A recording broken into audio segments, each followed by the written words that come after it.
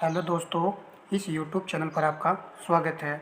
R O exam के लिए सभी प्रकार के प्रश्नों को लगाना होता है। तो आज की क्लास में भी कुछ महत्वपूर्ण प्रश्नों को ही शामिल किया गया है। तो क्लास को स्टार्ट करते हैं। भारत की मानक यामोत्तर रेखा 82.5 डिग्री पूर्वी देशांतर निम्नलिखित में से किन राज्यों से होकर गुजरती है? नीचे दिए गए कोड का प्रयोग कर सही उत्तर चुनिए। भारत की मानक यामोत्तर रेखा झारखंड राज्य से होकर नहीं गुजरती है। यह भारत के उत्तर प्रदेश, मध्य प्रदेश, उड़ीसा, आंध्र प्रदेश और छत्तीसगढ़ राज्य से होकर गुजरती है। इस राज्य से छत्तीसगढ़ राज्य से भी होकर के यह रेखा गुजरती है। तो भारत के 5 राज्यों से होकर के भारत की मानक यामोत्तर रेखा गुजरती है। तो ऑप्शन सी यहाँ पर राइट आंसर है। नेक्स्ट क्वेश्चन देखते हैं।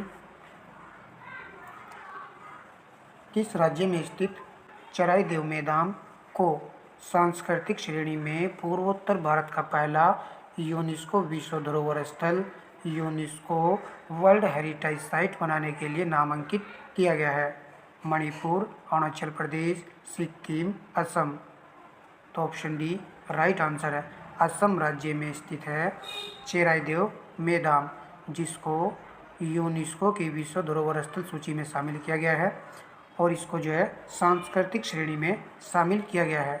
पूर्वोत्तर भारत का यह पहला धरोहर स्थल होगा। तो यह एक महत्वपूर्ण प्रश्न है परीक्षा के लिए और भारत में यह 43वां विश्व धरोहर स्थल बन चुका है। नेक्स्ट प्रश्न देखिए। मिलान संबंधी यह प्रश्न है जिसमें सूची फर्स्ट को सूची सेकंड के साथ सम्मिलित करना है। सूची फर्स्ट में वैज्ञानिक का नाम दिया गया है और सूची सेकंड में कार्य क्षेत्र यहाँ पर दिया गया है। एम एस स्वामीनाथन का जो कार्य क्षेत्र है वो था हरित क्रांति। तो डी का 1 आएगा। डी का 1 ऑप्शन बी में है और ऑप्शन डी में है। यहीं पर सी का 2 दिया गया है। तो पी माहेश्वरी भूगोल विज्ञान इसका कार्य क्षेत्र था। तो सी का तो 2 हो चुका है। अब आपको आंसर देखना है कि ऑप्शन बी आएगा या ऑप्शन डी आएगा। इस प्रकार के प्रश्न को लगाना ही होता है एग्जाम में। तो बी यहाँ पर राइट आंसर है। तो बी चुनने वालों को यहाँ पर बिल्कुल सही आंसर हो चुका है। चलिए देखिए यहाँ पर क्या आएगा। बीरबल साहनी का संबंध जीवाश्म वनस्पति विज्ञान से है और केसी मेहता का संबंध पादप रोग विज्ञान से है, अर्थात इनका पादप रोग विज्ञान कार्य क्षेत्र रहा है। तो बी यहाँ पर राइट था। प्रश्न नंबर 4 है। लाउड स्पीकर में ऊर्जा परिवर्तन होता है। इम्पोर्टेंट है, ध्यान से प्रश्न को लगाना है आपको।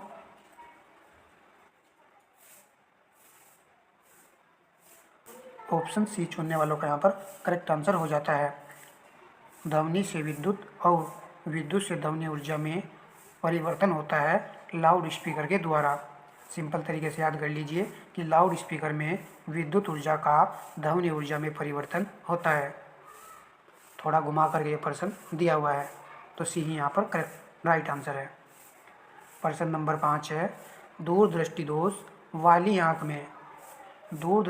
वाली आँख में रेटिना के सामने प्रकाश किरणें अभिसरित होती हैं या फिर प्रकाश किरणें गलत में अभिसारित होती हैं, कॉर्निया खराब होती है, रेटिना के पीछे प्रकाश किरणें अभिसारित होती हैं।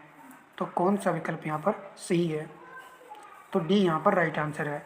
दूरदृष्टि दोष से पीड़ित व्यक्ति की आँख में प्रतिबिंब रेटिना के पीछे बनता है, प्रकाश किरणें अभिसारित होती हैं। प्रश्न नंबर नेक्स्ट देखिए। प्रकाश संश्लेषण की दर रेट ऑफ फोटोसिंथेसिस किस रंग के प्रकाश में अधिकतम होता है? बैंगनी, हरा, लाल, पीला। तो प्रकाश संश्लेषण की दर लाल रंग में सबसे ज़्यादा होती है। तो ऑप्शन सी यहाँ पर राइट आंसर है। चलिए प्रश्न नंबर लगाते हैं 7। निम्नलिखित में से कौन से दर्रे पश्चिमी घाट में अवस्थित नहीं है? तो पश्चिमी घाट में अवस्थित दर्रे नहीं है, उनको यहाँ पर चयन करना है, अर्थात आपको सही उत्तर का चयन करना है। तो पश्चिमी घाट का दर्रा नहीं है, केवल फोर्थ वाला point option D right answer है। गोरन घाट जो है पश्चिमी घाट में स्थित नहीं है। तो गोरन घाट दर्रा जो है आपका राजस्थान राज्य में है। किस राज्य में है? राजस्थान में है। थाल घाट, भौर घाट ये दोनों दर्रे महाराष्ट्र में हैं। और पाल घाट ये आपका दर्रा जो है केरल और तमिलनाडु में है। तमिलनाडु में है। देखिए प्रश्न हमसे परीक्षा में पूछा गया था, आपको लग रहा होगा कि इजी प्रश्न है, परंतु परीक्षा में ये ही प्रश्न पूछा गया था कि जो पश्चिमी घाट के दर्रों को उत्तर से लेकर के दक्षिण की ओर व्यवस्थित कीजिए, बना था या नहीं बना था। और वहाँ पर आपको थाल घाट और भौर घाट और पाल घाट दिया गया था। चलिए मैं आपको थोड़ा सा दिखा देता हूँ। तो यहाँ पर आप जरा चलिए, तो यहाँ पर आप देख लीजिए प्रश्न ये जो है परीक्षा में बना था। आरओ की परीक्षा में यह प्रश्न बना था कि पश्चिमी घाट के विभिन्न दर्रे जिन्हें घाट कहा जाता है को उत्तर से दक्षिण का क्रम में व्यवस्थित करना है। थाल घाट, भौर घाट, पाल घाट। तो ऑप्शन बी यहाँ पर राइट आंसर था। इनका जो क्रम है उत्तर से दक्षिण की ओर है। तो यदि आप यहाँ पर मैप के सहारे देखेंगे तो यहाँ पर आपका महाराष्ट्र है और महाराष्ट्र में सबसे ऊपर थाल घाट आता है, फिर उसके बाद में उसके नीचे भौर घाट आता है और भौर घाट के नीचे आपका यहाँ पर केरल में यह आपका पाल घाट आता है। और ये जो दोस्तों यहाँ तमिलनाडु है वो कुछ हिस्सा सा तमिलनाडु में भी फैला हुआ है। तो इस प्रकार हमारा इसका जो क्रम था वो सही था, ऑप्शन बी वाला। तो ऑप्शन बी यहाँ पर राइट आंसर है। तो इस तरीके से प्रश्नों को घुमा करके जो एग्जामिनर पूछ लेता है, तो तभी तो हम कह रहे हैं कि छोटे प्रश्न भी बड़े ही बन जाते हैं। तो कंसेप्ट हमको पता रहना चाहिए, यही दिखाने का उद्देश्य था। और इस प्रकार का प्रश्न भी हमने आपको करा था। कंपाला जो है युगांडा की राजधानी थी और किगाली रवांडा की है और किंगासा ये आपकी कांगो गणराज्य की थी और खार्टूम ये आपकी सूडान राज्य की राजधानी थी। तो यहाँ पर भी ऑप्शन सी राइट आंसर था। तो हम जो है आरओ पैटर्न को ध्यान में रखते हुए ही क्लासें उपलब्ध करा रहे हैं। देखिए अभी खेल से संबंधित करंट अफेयर के क्वेश्चन बन चुके हैं। इस प्रकार आप देखेंगे तो इस प्रकार के प्रश्नों को तैयार भाई कर लेना है। ये था करंट का प्रश्न और ये वाला समूह वाला है, तो इसे ध्यान रखना है भाई। चलिए अब हम चलते हैं अपने क्वेश्चन की तरफ। अब हम देखते हैं नेक्स्ट क्वेश्चन। कुकी जनजाति निम्नलिखित में से किस राज्य में निवास करती है? तो ऑप्शन डी यहाँ पर राइट आंसर है। मणिपुर राज्य में यह निवास करती है। प्रश्न नंबर नेक्स्ट है, हाल ही में शोधकर्ताओं ने दुनिया के सबसे गहरे ज्ञात ब्लू होल तामजा ब्लू होल की खोज किस स्थान पर की गई है? Japan, Mexico, Canada, New Zealand. तो ऑप्शन बी यहाँ पर राइट आंसर है। मैक्सिको में खोज की गई है तामजा ब्लू होल की। अच्छा प्रश्न है ये भी। प्रश्न नंबर 10 है, निम्न में से कौन सुमेलित नहीं है? थियोसॉफिकल सोसाइटी का संबंध किससे था? एनी बेसेंट से था। रामकृष्ण मिशन, रामकृष्ण परमहंस दिया गया है, क्या इन्होंने इसकी स्थापना की थी? नहीं, तो ये गलत है। रामकृष्ण मिशन की स्थापना स्वामी विवेकानंद ने की थी। ब्रह्म समाज की स्थापना तो राजा राम मोहन राय ने ही की थी। आर्य समाज की स्थापना स्वामी दयानंद सरस्वती ने की थी। तो यहाँ पर राइट आंसर ऑप्शन बी था, क्योंकि यह सही सुमेलित नहीं था। प्रश्न नंबर 11 है, कथन कारण का प्रश्न है। मोहनजोदड़ो तथा हड़प्पा नगर अब विलुप्त हो गए हैं, वह खुदाई के दौरान प्रकट हुए थे। उपरोक्त के संदर्भ में निम्न में से कौन सही है? देखिए यहाँ पर ऑप्शन ए आएगा या ऑप्शन बी आएगा या सी डी में से कोई सा एक आंसर आएगा। तो ऑप्शन बी यहाँ पर राइट आंसर है। ए तथा आर दोनों सही है, किंतु आर ए की सही स्पष्टीकरण व्याख्या नहीं है। आप सभी जानते हो कि मोहनजोदड़ो तथा हड़प्पा नगर अब विलुप्त हो गए हैं, वह खुदाई के दौरान ही प्रकट हुए थे। तो दोनों बातें यहाँ पर बिल्कुल सही लिखी हुई हैं, परंतु स्पष्टीकरण व्याख्या नहीं की गई है। प्रश्न नंबर नेक्स्ट, विश्व जैव विविधता दिवस कब मनाया जाता है? तो इसको मनाया जाता है 22 मई को। ऑप्शन बी यहाँ पर सही आंसर है। प्रश्न नंबर नेक्स्ट है, निम्नलिखित पर विचार कीजिए। चमगादड़, भालू, करदंतक, रोडेंट उपरोक्त में से किस प्रकार के जंतु में शीत निष्कर्षता की परिगणना का प्रशिक्षण किया जा सकता है? तो ध्यान से देखिए कि शीत निष्कर्षता की परिगणना के लिए क्या ये जंतु क्या सही हैं? बिल्कुल सी राइट आंसर है।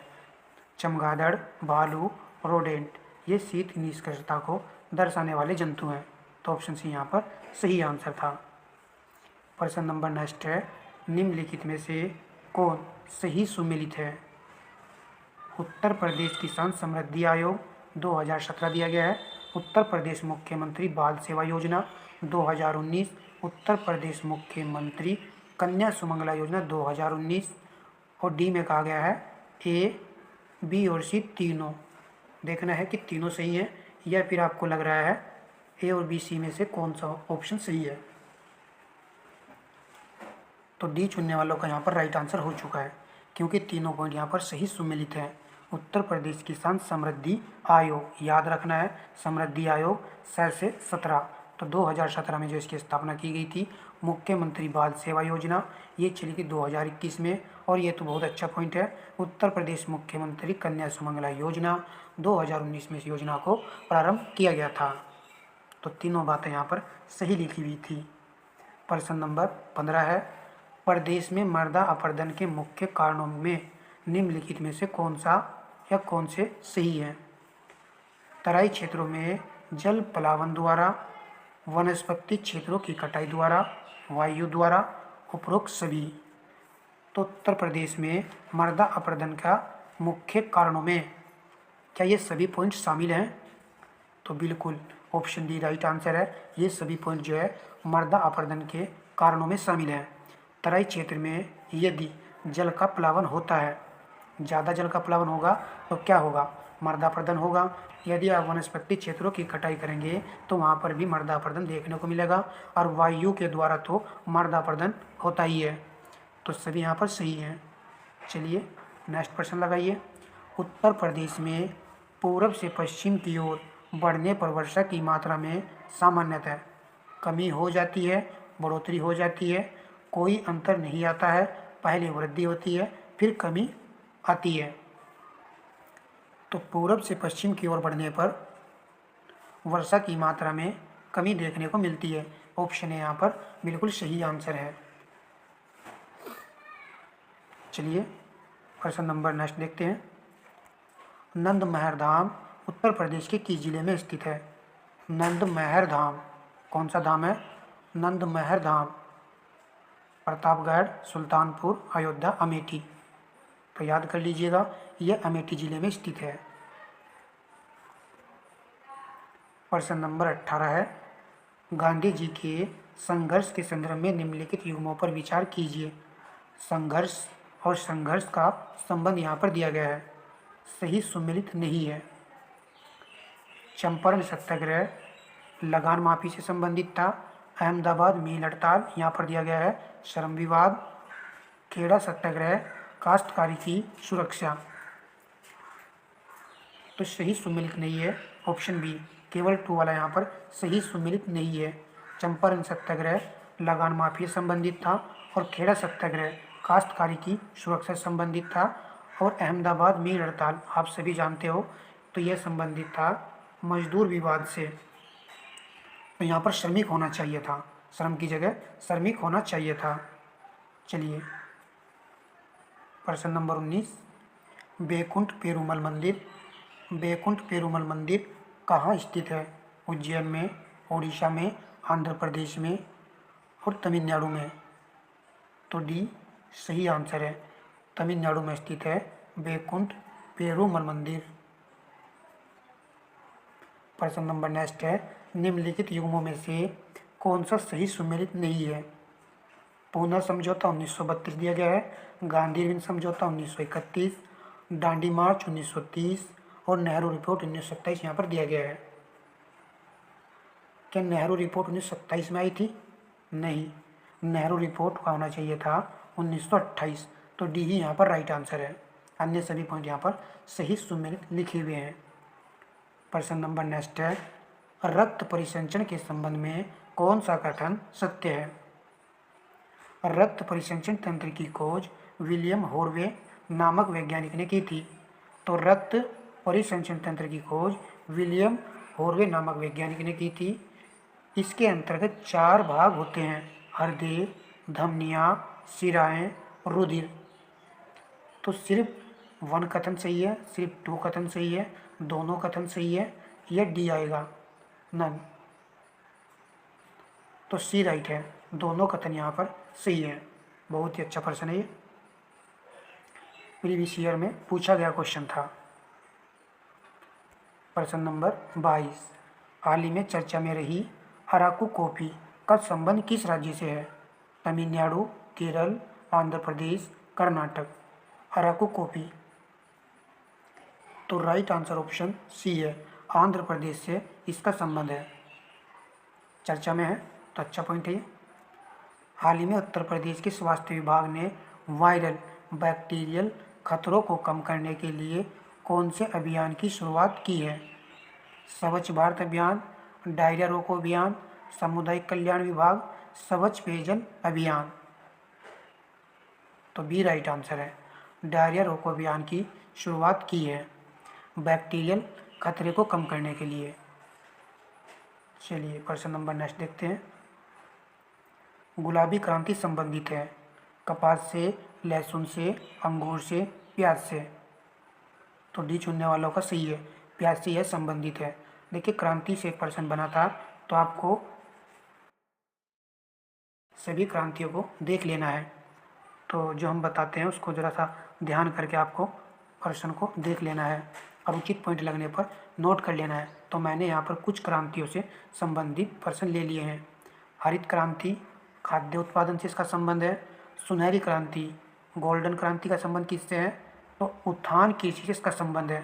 और कभी कभी ये दे देता है फल एवं सब्जी उत्पादन से भी किसका संबंध है? सुनहरी क्रांति का ही संबंध है। श्वेत क्रांति सभी जानते हैं, दूध उत्पादन से इसका संबंध है। भूरी क्रांति को याद कर लेना है। ब्राउन रेवोल्यूशन, इसका संबंध जो है उर्वरक उत्पादन से है। नीली क्रांति को जानते हैं, मत्स्य पालन से इसका संबंध है। लाल क्रांति टमाटर और मांस उत्पादन से संबंधित क्रांति है। काली क्रांति पेट्रोलियम उत्पादन से इसका संबंध रहा है। और आपका गोल क्रांति आलू उत्पादन संबंधित है। आलू आपका जो गोल गोल होता है, तो गोल क्रांति इस प्रकार आपके याद रहेगी। और पीली क्रांति का तिलहन उत्पादन से इसका संबंध है। तो जो भी लगे उचित पॉइंट उसको जरूर नोट कर लेना है आपको। यहाँ पर देखिए गुलाबी क्रांति, इसका संबंध जो है झींगा मछली उत्पादन से भी है और प्याज उत्पादन से भी है और मांस निर्यात से भी इसका उत्पादन है। मोस्ट इम्पोर्टेंट ये क्रांति है, तो इसको भी याद रखना है आपको। और आपको काली क्रांति पेट्रोलियम उत्पादन संबंधित क्रांति है और आपको इसको याद कर लेना है। सुनहरी क्रांति फल एवं सब्जी उत्पादन से इनका संबंध है। इस क्लास में केवल इतने ही प्रश्नों को शामिल किया था। सेशन आपको अच्छा लगा तो वीडियो को लाइक शेयर अवश्य कर दीजिएगा। और हाँ भाई, प्लेलिस्ट बनी हुई है तो वहाँ से वीडियो को आप वॉच करते रहा करो।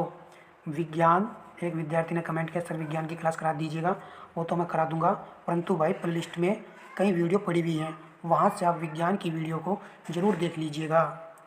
अपने समय के अकॉर्डिंग मैं आपको क्लास उपलब्ध कराता रहता हूँ, तो कोई भी पॉइंट नहीं छूटेगा जिससे पर्सनल एग्जाम में बनता है। धन्यवाद दोस्तों।